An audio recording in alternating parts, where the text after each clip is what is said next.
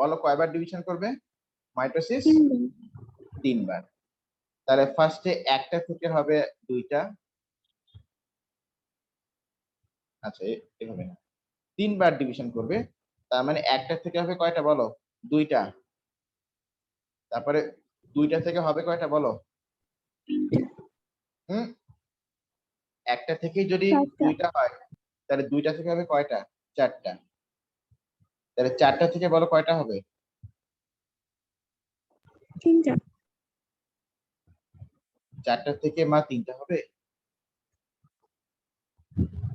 একটা থেকে একটা ডিভাইড করে 2টো হলো। এক এক।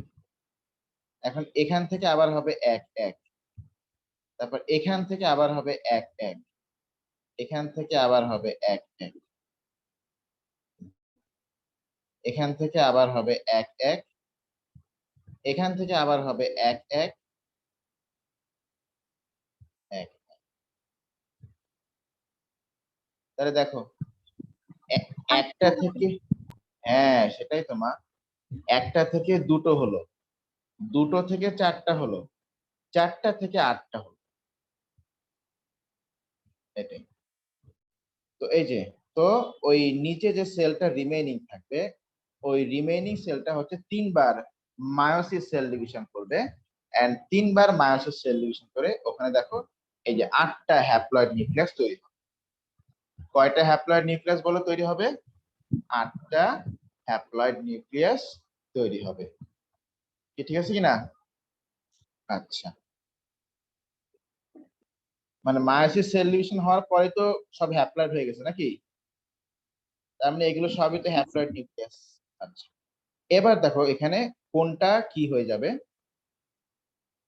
আচ্ছা নিচে যাই, খেয়াল করো দেখো, এই যে তো তো এই যে এই পার্টটাই হচ্ছে জাস্ট সেই ফিমেল গ্যামেট যেটা, বা এগ সেল বা ওভাম আমরা যেটা বলছি, জাস্ট এই একটা, ওই 8টার মধ্যে একটা হচ্ছে ওভাম, জাস্ট একটা।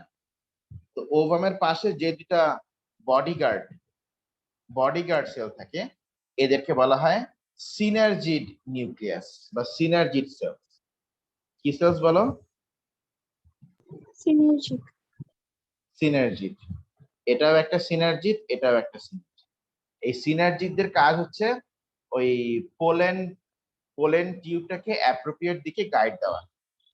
ঠিক আছে কিনা? যে ধরো পোলেন টিউব যখন ঢুকলো এই এই মানে ওভিউলের ভিতরে, তখন পোলেন টিউবকে ডেকে নিয়ে আসা, যে হ্যাঁ বাবা পোলেন